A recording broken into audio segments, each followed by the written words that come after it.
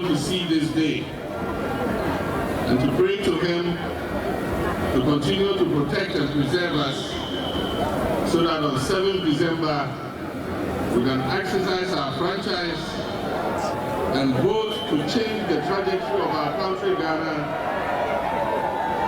and make the lives of our people better.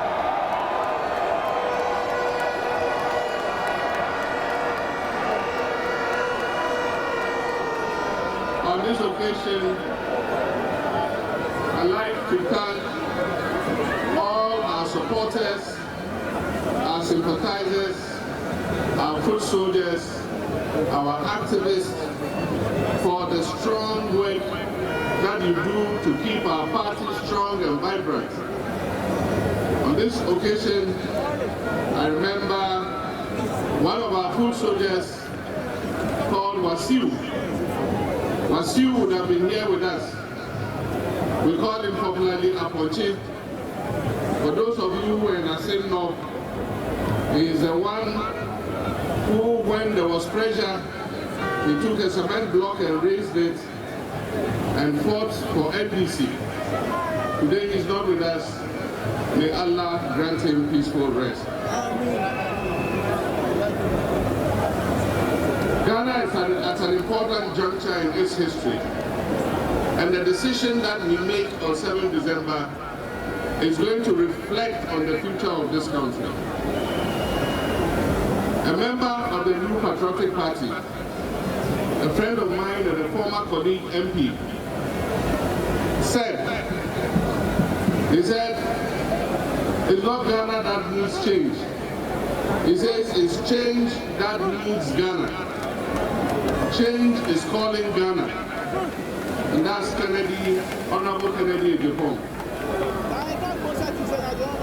Change needs Ghana because in the last Afrobarometer survey, more than 80% of Ghanaians said that our country is going in the wrong direction.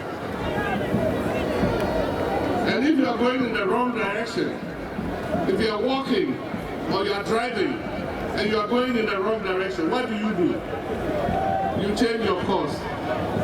And that is why on 7th December, Ghana has changed course. We cannot solve the crisis in which we are with the same people who caused the crisis in the first place. Several years ago, somebody came and said, try me. The result is what we are seeing today. Today another person has come and he's also saying, try me. And he's saying the same things the one who has helped to put us in this ditch was saying 8 years ago. And what they say is that if after 4 years I don't do well, change me. The youth of this country don't have 4 years to waste. The youth of this country are in a hurry to create the opportunities that will make them live a dignified life. They're not going to try somebody and after 4 years decide whether you should continue. The youth of this country want an experienced hand, they want a safe pair of hands, they want a hand that they have seen do it before, to come back and take this country and rescue us from the mess in which we have been dumped by the Bunkpurugu-Nakpanduri government. My brothers and sisters, it is not going to be easy. The more I look at the figures, the more I look at our situation, it is even worse than what this government is telling us. It's going to take a lot of hard work. And as has been said, one person alone cannot do it. We would need the cooperation of the whole country to be able to lift Ghana back on its feet again. I've been out of government for almost 8 years now. I did my best. I wouldn't say things were perfect, but at least we're making progress. What I can promise you is that I will be truthful to you. I will never tell you lies. I will never tell you things that I can't do. The problem with this country is that our policies are based on the short cycle of winning elections every 4 years. And we're not creating the foundation for this economy to take off. And so, we're not making you promises. I'm promising you that I'll work hard, day and night, to make sure that we reset the fortunes of this country. 4 years of a good leader will make more impact than 8 years of a dishonest leader. It's not about how long you serve, it is about how well you serve. It's not about 8 years or 4 years. It is about hard work, it is about truth, it is about trust, and it is about doing the things that will create a future for our young people. And that is why the NDC is calling on you on 7th December to do your duty to your God and country so that we can turn this nation around. This government is living in an illusion. They are living in a dream world. They are living in a fantasy world. Because if you are not living in an illusion, when people are hungry, how can you tell them they are satisfied? Puma and the Nelly.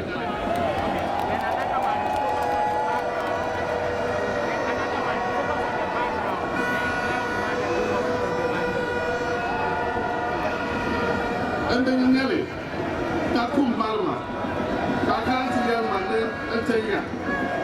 Then we can feel the pangs of hunger. And yet this government tells us we are satisfied. And that never in Akufo-Addo's government have people gone hungry. Meanwhile, the statistics clearly show that 8 million of our citizens last year in 2023 went 24 hours without food because they couldn't afford to buy food. Meanwhile, the statistics tell us that almost 2 million of our young people are sitting at home. They are not in school, they are not in education, they are not in training, and they are not in employment. They are just sitting at home idle. And most of them are still living in their parents' houses because they don't have an income to be able to start a life of their own. The statistics tell us that unemployment has risen from just above 8% in 2016 to 14.7%. And yet, they say things have never been this better. And they have the audacity to compare themselves to our first president, Dr. Dramani Mahama. How can you compare this useless government that has led Ghana into such crisis to the government of Kwame Nkrumah?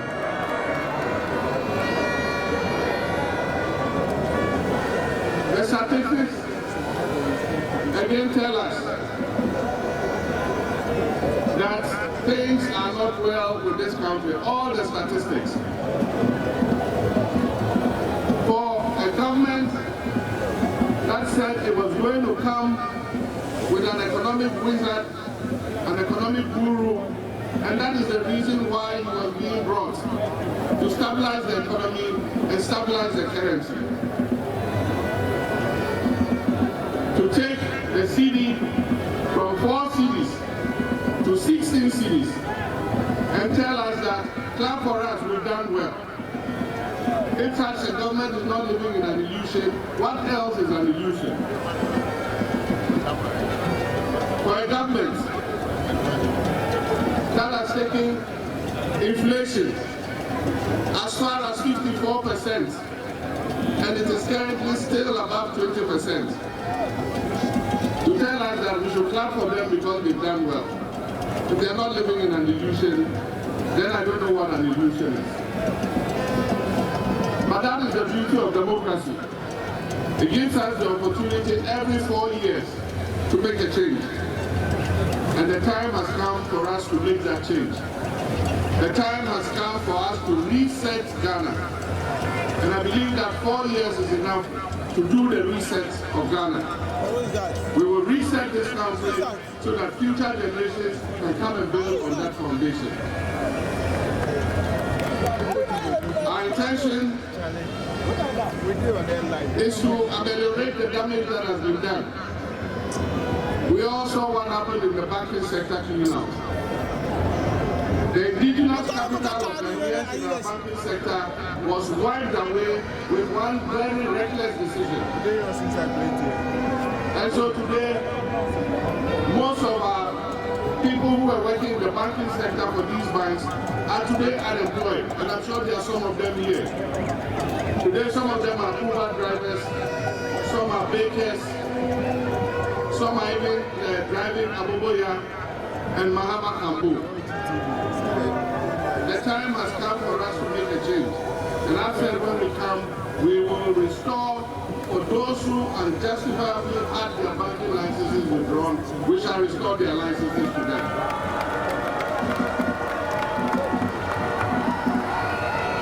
So that we can create more employment for our people. The debt restructuring has given people haircuts, and that's what Nana was talking about. Today, the savings of our middle class has been eroded because of the debt restructuring.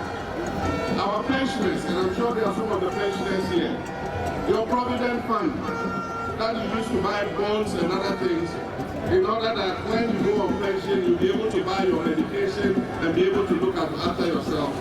Today, this government has endangered your future. Many might not live long because they cannot get money, they cannot afford to buy medicines. And this government does not deserve 1 day longer. But our constitution says they still have 5 months to go. And come December, we must take the decision that will change the trajectory of our country. The world is waiting for a signal. Ghana is waiting for a signal. Investors are all holding on because they want to see what will happen in Ghana. We must take a decision on 7th December that shows the world that we are serious people. And that we know that our country needs a turnaround. And so 7th December, let us all make sure we come out in our numbers and we vote so that we move this government out. Let us not lose hope. Let us have hope. Because I can assure you that the next NDC government is a government that will restore hope and create opportunities for our young people.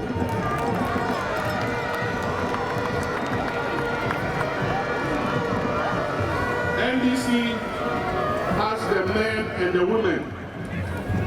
And it's not like what the MPP said, we have the men. And we didn't know they were area boys. NDC has capable men and women who are capable of turning our fortunes around. And our first priority is going to be job creation, so that we can create jobs for the teeming youth of this country. And that is why I'm proposing the 24-hour economic policy.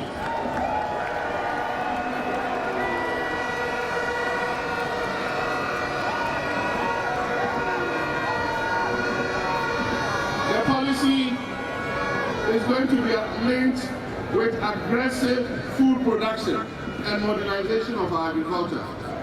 And that's what I'm saying, in every district we're going to create farmer service centers. We will bring the tractors, the planters, the plows, the seeds, the fertilizer, and if you're a farmer, you must register with the center. And at the beginning of the farming season, they will give you all the inputs that you need so that you can produce your crops. And when you have sold your crops, you come back and pay for the inputs that you have been given. The 24-hour economy is going to be linked to an accelerated export development program. We're going to create agro-processing zones, and we're going to create a new class of agribusiness people. And so all you young people will be encouraged to go into agro-processing. You can buy the food off the farmers.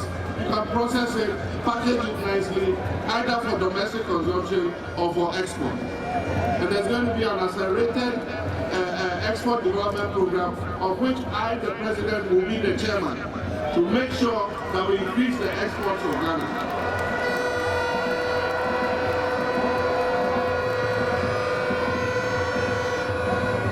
Ghana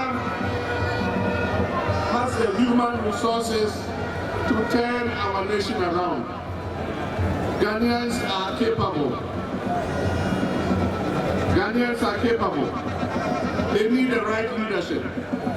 They need a selfless leadership. And that is why I'm saying that governance is going to be a key platform of the new government.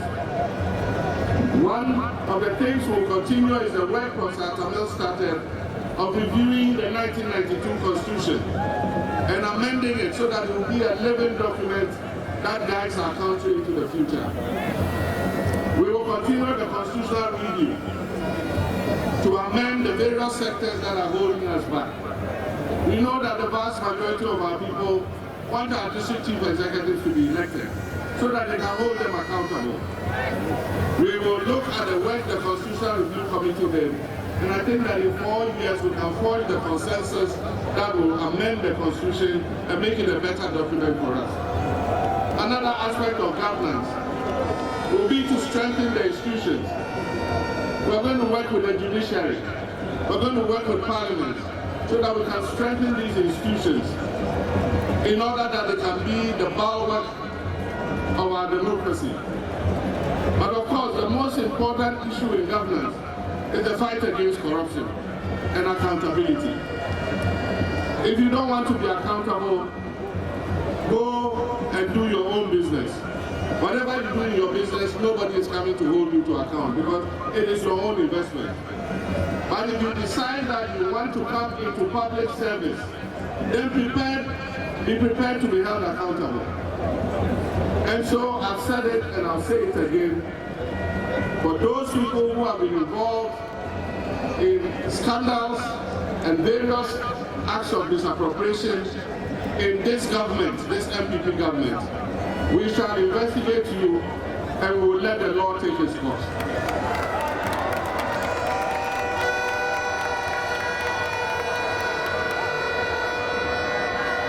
We will hold everybody to account. And if you have abused your public trust, the people of Ghana will exact the sanctions that is required. But I serve notice too that our country is at a pivotal point. This is our last opportunity to save our democracy. Our youth have lost faith in our democracy. If you read the Afro-Barometer survey, you will find that trust in democracy is at its lowest in our history. And this is our last opportunity to salvage our democracy. So it is not going to be business as usual. For those who wish to serve in the new administration, know that you are coming to serve in an administration of modesty. You are coming to serve in an administration of honesty. You are coming to serve in an administration of hard work. And you are coming to serve in an administration of accountability. And so as we hold the previous government accountable for wrongdoings, if you serve in the John Mahama government, the next John Mahama government, if you are accused of wrongdoing, you will also be punished and held accountable.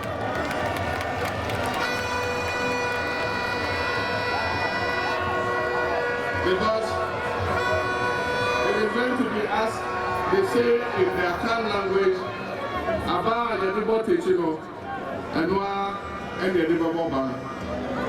And so if you want to serve in this administration, you must be prepared to be accountable. We're going to launch our manifesto next month, in August, before the end of August. And we're launching it in Central Region. So Central Region, when you go back, start preparing. We're coming to launch the manifesto.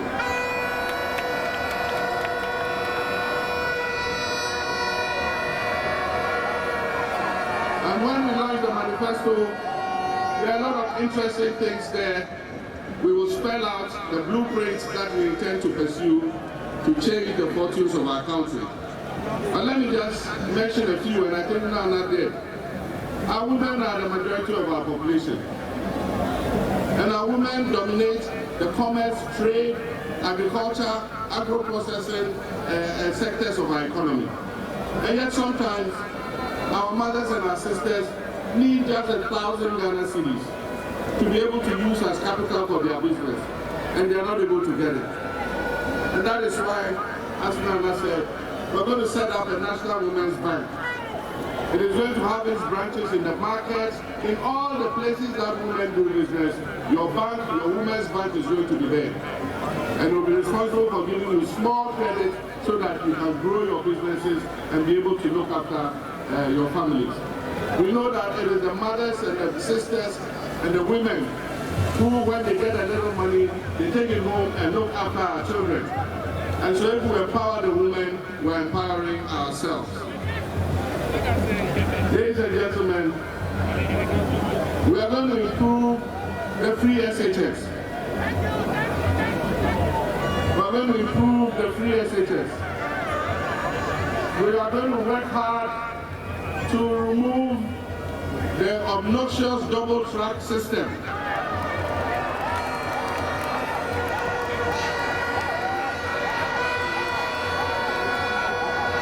So that all our children can go to school at the same time and close from school at the same time. We don't want the situation where our children come home and stay home for 4 months before they go back to school. And so we're going to improve the free SHS. We're going to sit with the teachers and the parents and all the stakeholders, and together we will forge an implementation plan that will make the free SHS better. We're going to improve healthcare. And in our 2020 manifesto, we talked about the introduction of primary healthcare. I want to thank the organizers for this good choreography. I also want to thank our traditional leaders who came here to represent the Yana. May God bless you for coming to join us. I want to thank everybody who took time to come here. May God take all of us safely back home. Once we launch this campaign, we are not going to sit. We're going to go from market to market. We're going to go from trotro station to trotro station. We're going to go from house to house. We're going to go from shop to shop. Don't wait till the campaign teams come before you come and follow our convoy. Even when we're not there, you must be working. And so on this occasion, we want you all to go home safely. On this occasion, as the leader and flag bearer of the National Democratic Congress, I declare the campaign, NDC campaign for 2024 election duly launched.